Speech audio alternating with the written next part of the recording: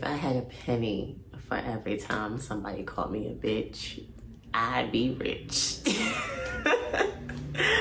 Hell, if I had a penny for it every time and any time somebody tried to tell me who or what I was, I'd be rich.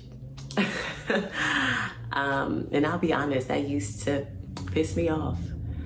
But I've gotten older, and the older I've gotten, the more mature I've gotten, I've learned, I can't really blame them. How can we expect people to have empathy or sympathy for what they don't know? And that sucks, because I think that, you should have empathy and you should have sympathy without having to hear somebody's backstory.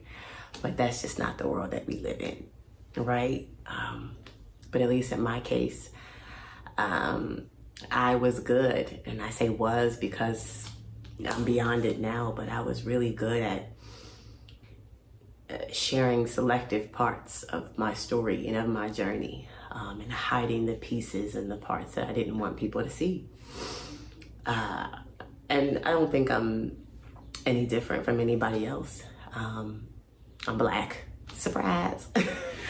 And a lot of times, at least in my household, we were taught, that we keep our business, and what happens in our house stays in our house, right? At least that's what I was taught. And so that being programmed in my head so young, it was a philosophy that I lived by. And so I've seen a lot and I've been through a lot, but you would never know it looking at me. And instead what people saw was, or at least how they interpreted, was bitchy. And in some cases it might have been child.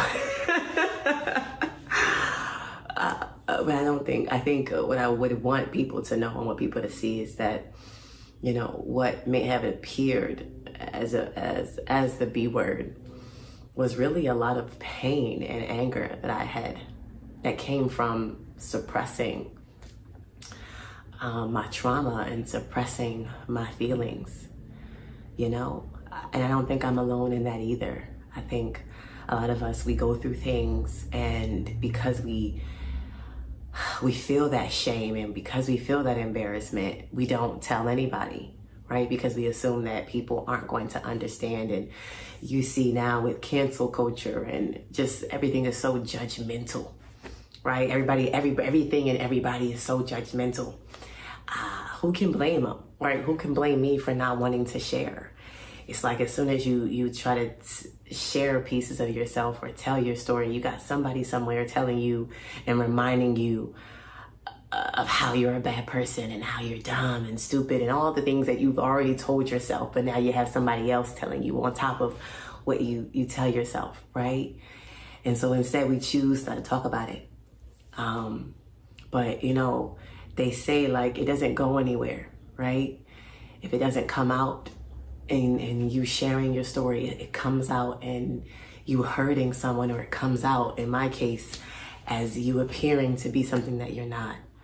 But what I have learned, and what I've learned to appreciate and to recognize, is that the right people will see you and see the real you, despite your flaws and despite your mistakes. And Lord knows I had many flaws and many mistakes, and it's just crazy even mentioning him, like even as I've grown throughout my life, but also just growing in my spirituality, because I grew up in church.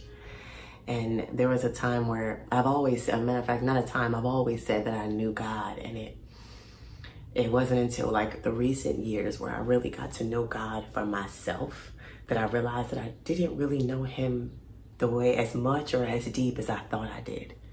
It didn't mean that he didn't know me or that he wasn't around, because you'll see as I share more in my story that he's always been present in my life. But it wasn't until recently that I learned to recognize him and to really appreciate him.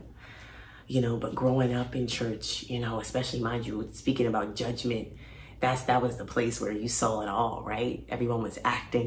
We all knew, mind you, being a child in the Black church, we all knew that people had their stuff with them, and my family had we had our stuff with us, but we put on this air that somehow being a Christian and being a good person means that you are perfect. But after, believe it or not, almost 10 years of doing people work, I've been studying people and working with people, and even studying and working with myself, I've learned that nobody is perfect. And I think that's what makes God God and what makes us human. And I'll even admit that even as I've always been somebody who, I was a social influencer before social influencing was a thing, before social media was a thing. And so I've always been on these platforms where people were always looking at me, and there's a lot of pressure, right? I think, I think sometimes, and I guess sometimes the pressure that I put on myself of when people are always watching you, you feel like you can't mess up. And I think it's great that people are inspired, but sometimes there's a lot of pressure to always be on and to always be right and to always get it right. And when people weren't putting when people in religion and my parents weren't putting that pressure on me, I was putting it on myself, to where somewhere along the way I lost myself. And then even as you discover it and you start to tap into your truth for yourself, then trying to share it is a whole nother battle in itself. And so as I've matured in my spirituality and matured in my life, and I've discovered my truth, I've always tried to figure out how to share it and how to tell it in a way that's perfect.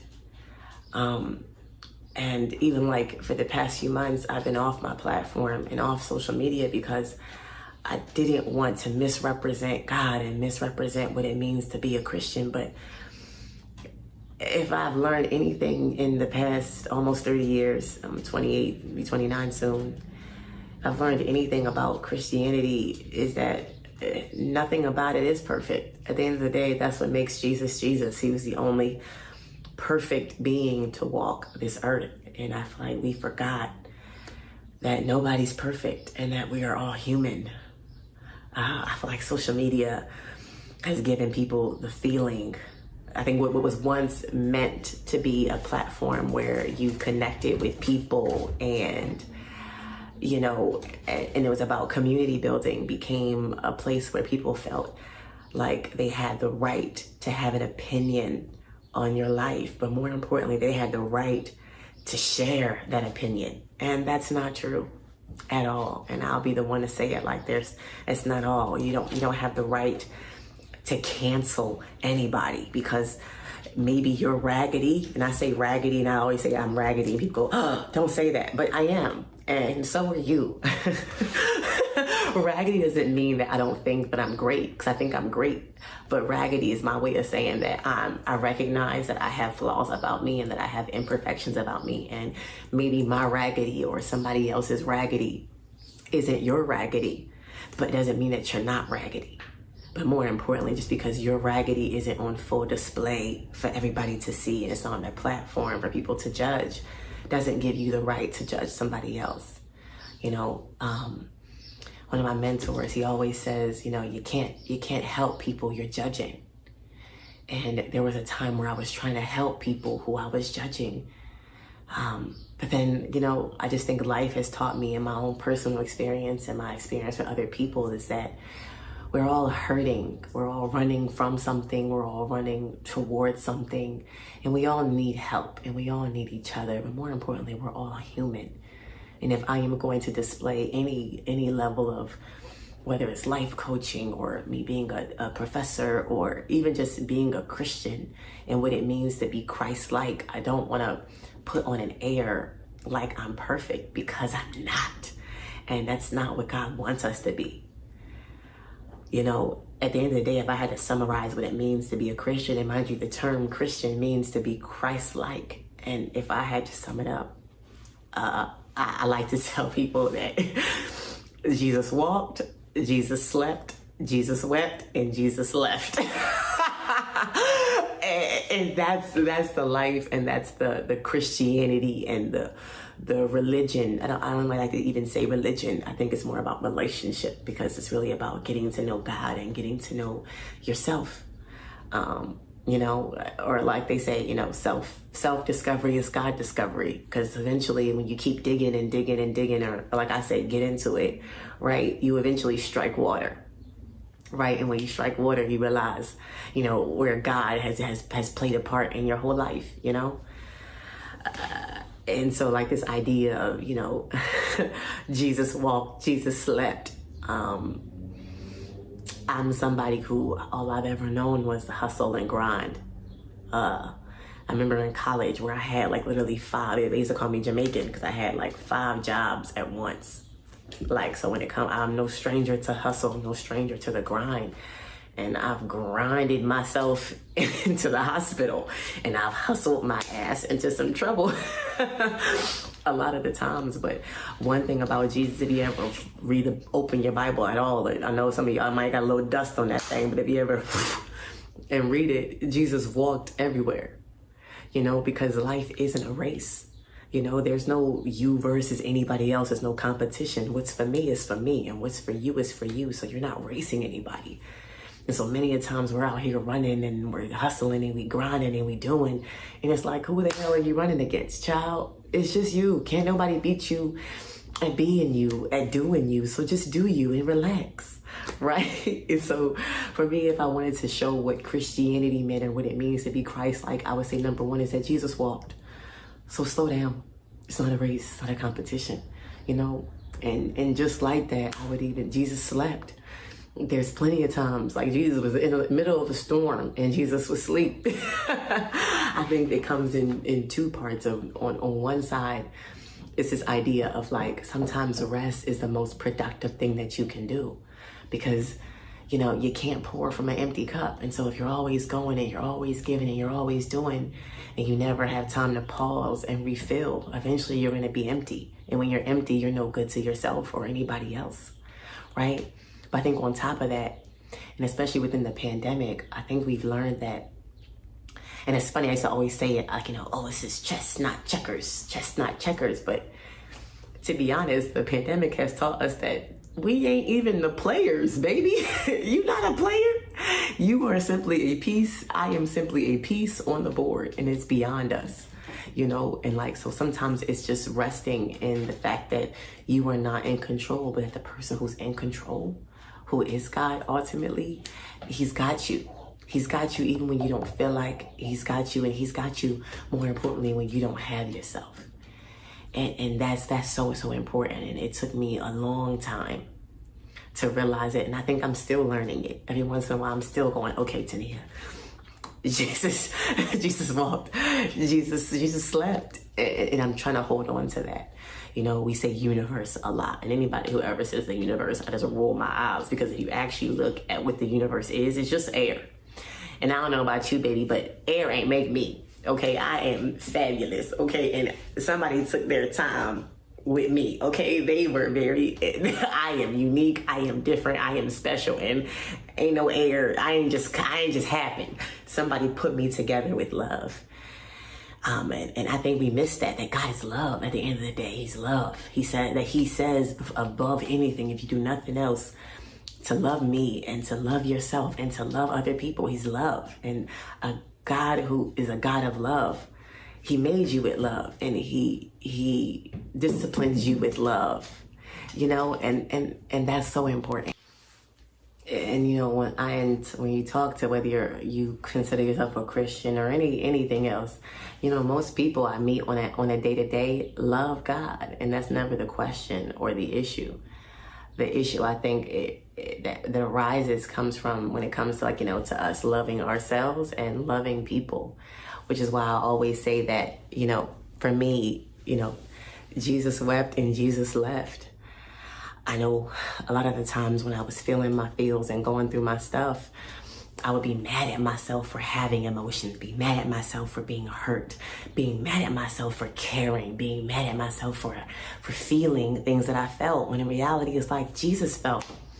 The shortest verse in the Bible is Jesus wept. Like, Jesus had feelings. And so if you're somebody who you're mad, whether you're a male or a female, it's like, yeah, you have feelings and you're supposed to, right? You're supposed to. And you know, you even feelings like anger. Jesus got angry. The Bible says be angry, but sin not, right? Of like, you can have your feelings and you're entitled to your feelings. It's what you do with them that makes all the difference.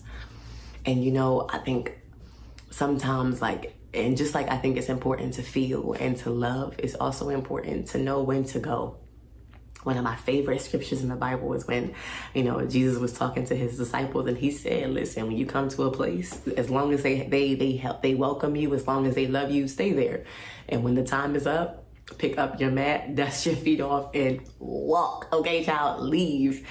And I think it's okay to leave too. Sometimes we think that, you know, I see all this time, especially with Black women, this idea of love. And we're taught at a young age that love means putting up with people's crap, putting up with more than you deserve, putting up with things that are above you and beyond you, you know. And what I've learned is that everybody's healing isn't my responsibility. Hell, nobody's healing is my responsibility. I can play a part in it, and I can allow God to use me, and I can, even whether it's me personally or professionally, you know, God can use you to heal somebody. You know, it happens every single day. I know people have played a major part in my life when it came to my healing, but ultimately it is not my responsibility to heal anyone, and it's not yours. And so you don't have to subject yourself to high levels of pain and to tolerate people's crap as a means of loving them or to proving yourself to be Christ-like. It's like, no, at the end of the day, Jesus walked, Jesus slept, Jesus wept, and Jesus left. And if I am going to demonstrate that at all and use my platform to showcase what it means to have God in your life and to live a Christ life, I want that to be what I share. Not that I am perfect, because no, baby, I am raggedy. And I think that's what makes me a great coach. I never wanted to go into therapy. I never wanted to go into different areas because I love the fact that when I have a client, when I have a student or somebody sitting across from me, they know that it's a safe place. That's why I like being called Auntie. You know, my kids used to call me, or students used to call me mom. And I'm like, no, I am not your mother, baby, because moms are invested in levels and in ways that I am not.